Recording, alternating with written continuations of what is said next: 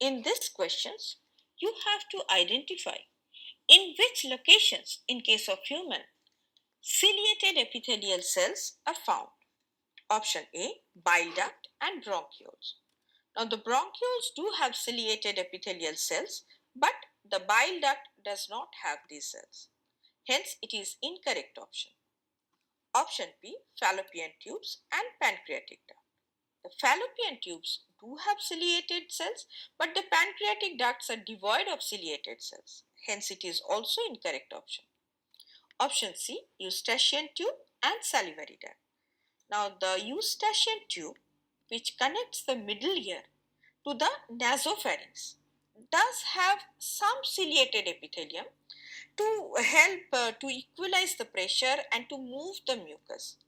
But salivary duct does not contain any ciliated cells. Hence, it is also incorrect option. Option D, bronchioles and fallopian tubes. Now, both the bronchioles, which are present in the respiratory tract, and the fallopian tube, that is a part of the female reproductive system, have ciliated epithelial cells.